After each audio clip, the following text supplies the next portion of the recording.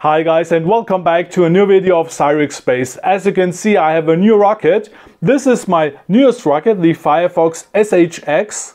And as you can clearly see, it is much bigger than the rockets that you have previously seen on this channel. Just for comparison, this is my Jupiter rocket, and the Jupiter is about 47-ish centimeters and a little bit smaller than the Cyrux that you have seen. I mean, the size comparison speaks for itself. And yeah, the Firefox is much bigger than the Jupiter. And to be more precise, the Firefox is 90 centimeters tall. So the first thing that we are going to do in this video is build that rocket, of course. We're going to build it together, and I'm going to explain a little bit what I did and how I did it. And after that, of course, we are going to fly the rocket. And I can tell you, the rocket flies very well. So we have a lot to do. Let's rock it.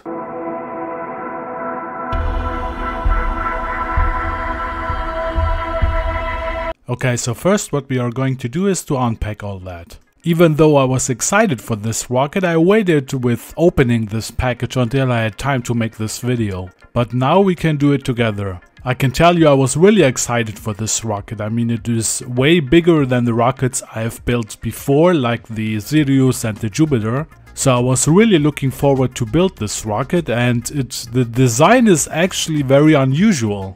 Okay, I would say, let's take a look inside. Let me open that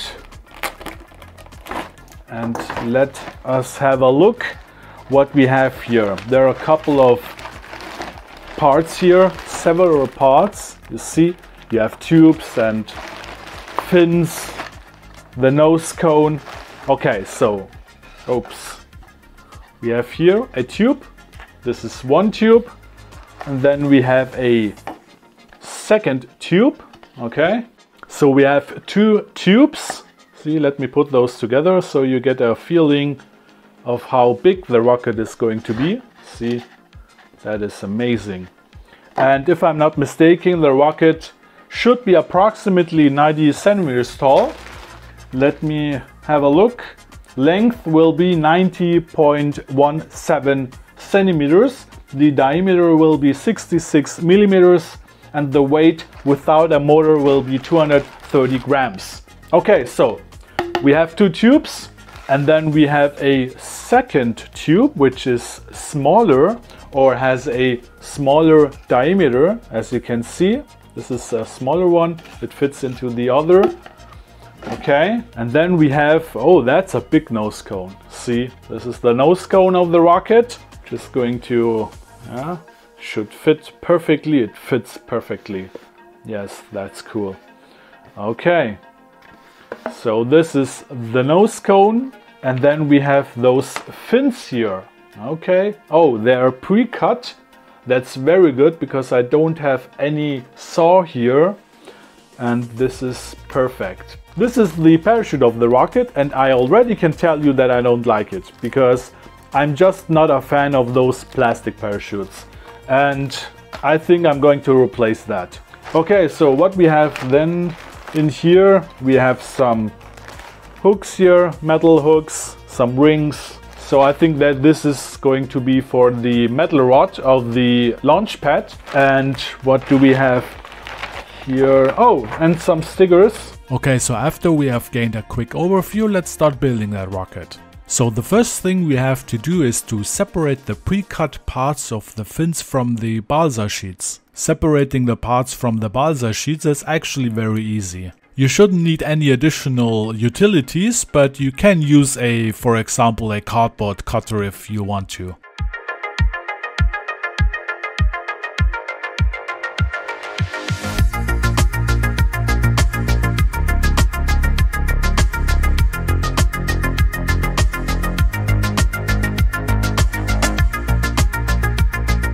Okay, so here are the various parts of the fins which we have to glue together. Okay, so the first thing you have to figure out here is how to, or in which way you have to glue or attach those different parts of the fins together. I would strongly recommend that you test it before you put any glue or something onto those parts. Another thing that you should do is to fine sand the edges to make the surface more smooth. But don't make the mistake I did to sand an edge of a piece which will be connected to an edge of another piece. This will create or increase a gap between the connection lines of those pieces.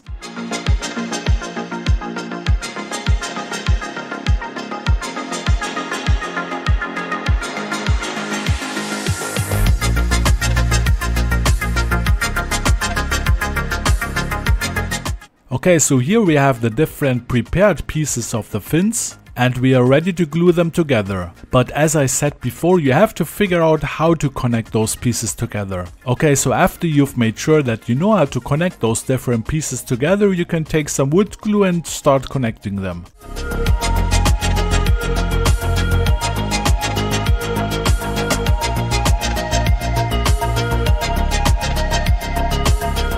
It is recommended to let the wood glue dry a little bit for 1 or 2 minutes before you press those pieces together. Another suggestion I have for you is take your time and don't rush things. Especially with the gluing process, let the glue dry before you proceed. And if you need several steps for this process, it's fine. So initially I wasn't sure what this wood stick was used for. But after reading the assembly manual it was clear. We'll need 2 pieces and each about 13 centimeters long, and each of those wood sticks will be placed on top of a fin.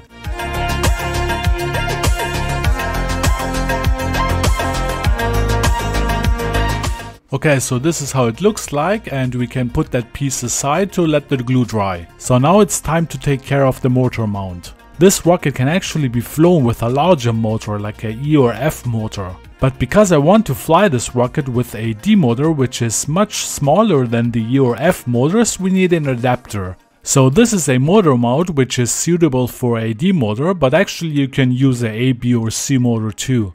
Well, at least when it comes to the size of the rocket motor, because an A, B or C motor is probably not the best choice for a rocket of this size. Nevertheless, we need a motor mount for a D rocket motor. So we have this little tube in which the rocket motor will be inserted, and we have this metal thing which is the motor hook which will hold the rocket motor in place. So as you can see, we have some red rings outside of the rocket motor tube or motor mount, and we additionally need some rings and these crescent moon pieces for the rocket body tubes. For the next steps we need the so-called marking guides. There are some additional sheets where you have to cut them out. And for this step we need the marking guide 37029, and then you wrap this marking guide around the tube and tape the ends together. After that you put on the required marks onto the tube. And you see the marks here, or the labels here. One is on this side, the top mark, and on the other side we have another mark with the bottom label. So this side of the tube is labeled as top, and we have on the opposite end of the tube the label front. Here we have the mark with the bottom label, and on the opposite end we have a little slot. So using a sharp cardboard cutter I cut a slot into the tube. The slot has a width of 2 mm and a length of 1.5 cm, and the distance between the slot and the end of the tube is 4 mm. Then we need another mark on that bottom line which is 10 cm away from the end of the tube.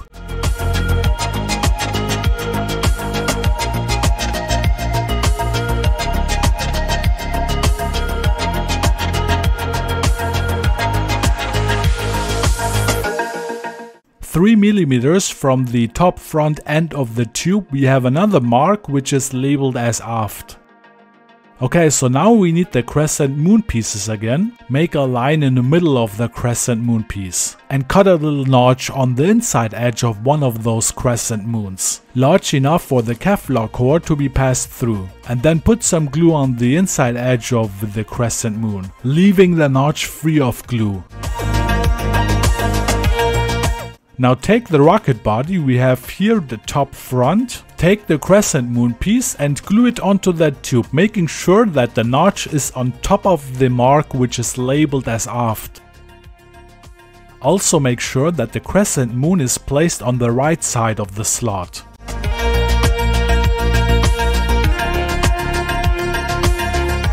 Okay, so after that, pass the Kevlar cord through the notch. And this is fine for now, so you can put that tube aside to let the wood glue dry.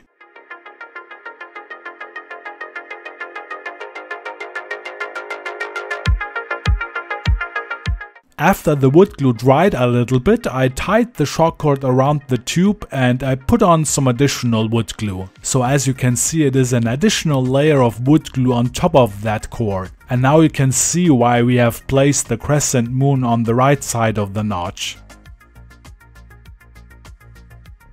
Also make sure that the knot is near the notch so it can fill up the hole. Okay, so let's put this aside to let it dry again. Okay, so now we need the next marking guide, and this time it is the 37029A marking guide. Wrap it around the tube again and tape the ends together. And then, as before, we need to put on some marks and labels onto that tube.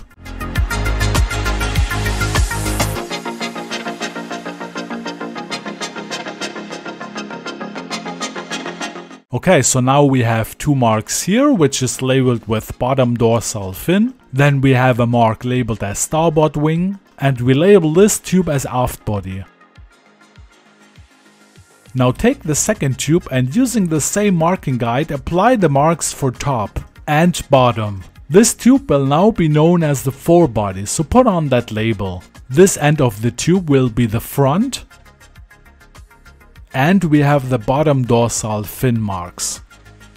You can now either use a big ruler or the edge, for example, of a table to connect those marks and draw a line down the whole tube.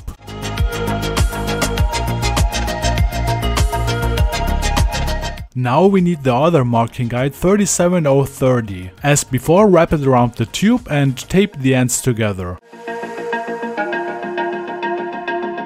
Apply a mark on the bottom line of the forebody 30.4 cm measured from the edge of the tube.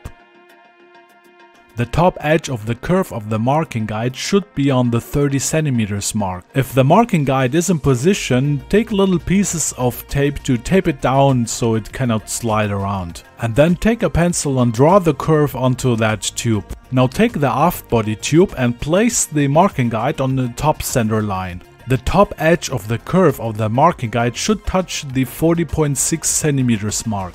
Now take your cutter or sharp knife and cut along the lines. I would recommend to not cut through immediately or not to push too hard, but do it in several steps. I, for example, made a pre-cut which was a little bit gentle, and the second time or the second round I cut through the tube.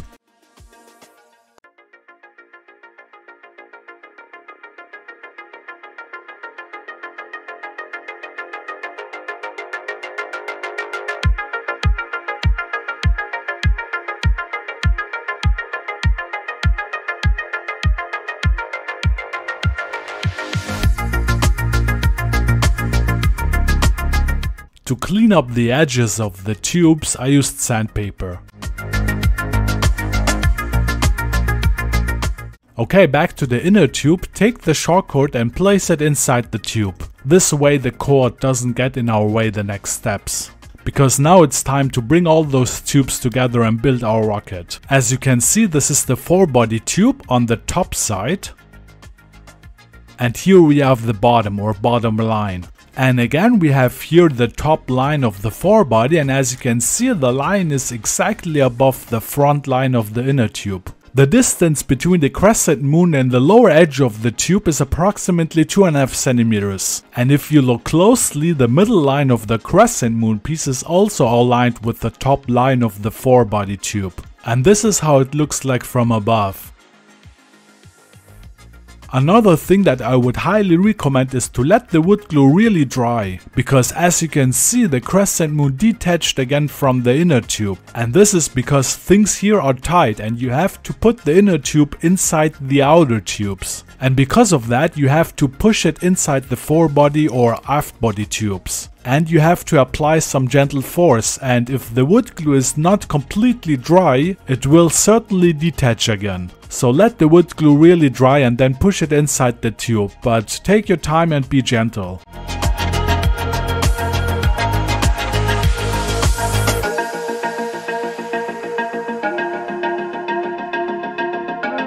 Okay, so this is the motor mount and the bottom end of the rocket.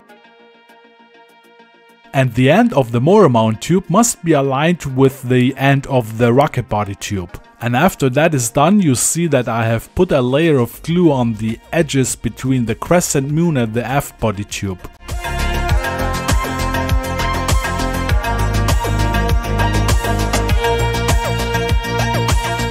Okay, so now we have to let the wood glue dry, but to prevent the tubes to dislocate again, I tied them together.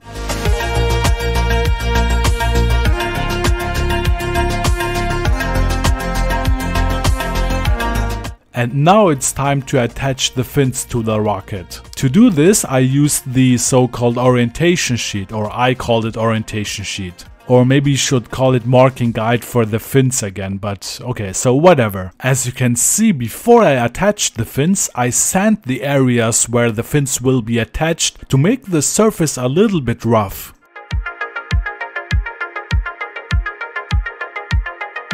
Now we can put on a layer of wood glue onto the edge of the fin, and as before I would recommend to let the wood glue dry for 1 or 2 minutes so it sticks better or faster to the rocket tube. And again, I would highly recommend to take your time. As you can see, I only attached 2 fins to the rocket because I divided the process of attaching the fins to the rocket into several parts. So I first attached 2 fins and then I waited for the glue to dry. So I attached the other fins on the next day. Unfortunately, I didn't record that, as well as not the process of painting the rocket. So fast forward, as you can see, the fins are attached and the rocket is painted.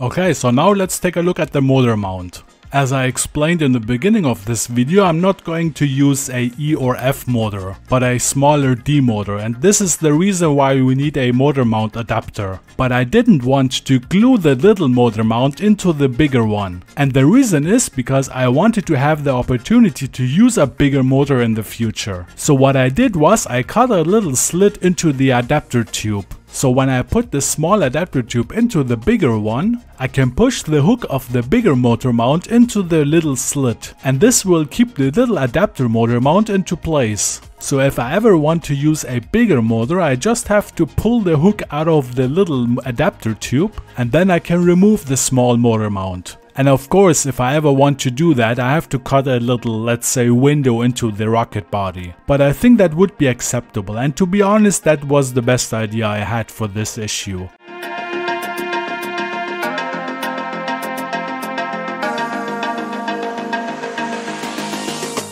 And now it's time to place the motor mount into the rocket. The first test fit was okay, so now we can apply a layer of glue onto those rings of the motor mount.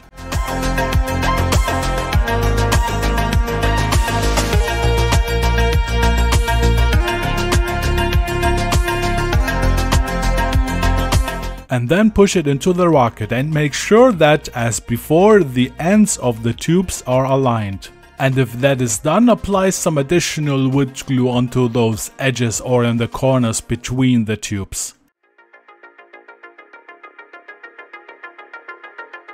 And now we can put it aside to let it dry. Okay, so now we have to take care of one of the most important things, the parachute. Because of course we want the rocket to have a soft landing. As I explained in the beginning of this video, this is not the standard parachute of this rocket. So line up the cords in a clean fashion and make a little loop. And push it through the eyelet of the nose cone. And now we have to make sure that the parachute is reliably attached to the nose cone. And what we do is we make the little loop of the cords bigger and then we pull the parachute through the loop. And then just tighten the cords and we're done. After that, we also need to tie the shock cord to the nose cone. I used several knots to tie the shock cord to the nose cone, I think 3 or 4 maybe. and I used a little bit of super glue to make sure that the knots will not open. And now you may ask, what the hell is he doing here? Well, those of you that follow my channel and may have seen my previous videos know that I prefer to store the shock cord inside the nose cone. But the hole was too small and that's why I drilled into it. But before we continue with the shock cord, we need a little bit of recovery wadding. Take a little bit and put it inside the top of the rocket body. And this is how it looks like, a little bit like a bird's nest. You don't need much of the wadding and don't press it too hard into the rocket. And now it's time to fold the parachute and put it into position.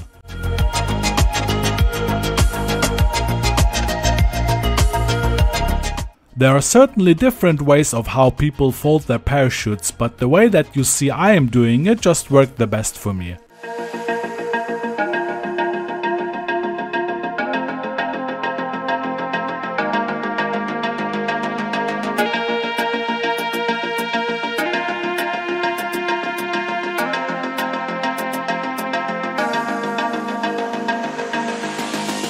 Okay, so now that the parachute is folded, we have one more step to do before everything goes into the rocket. As I told you before, I prefer to store the shock cord inside of the nose cone. And this is exactly what we're going to do now.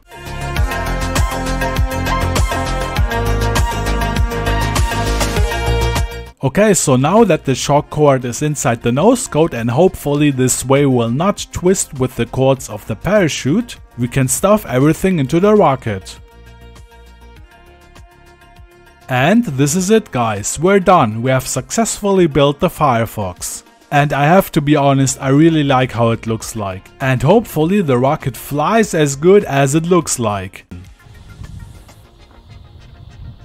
3, 2, 1, ignition.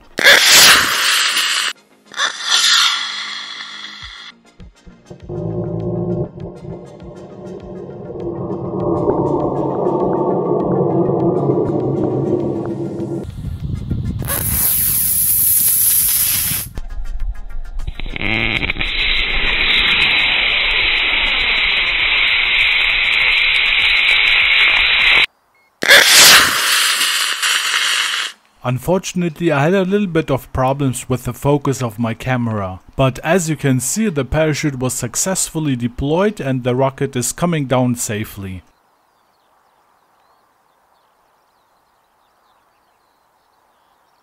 And isn't that a beautiful view?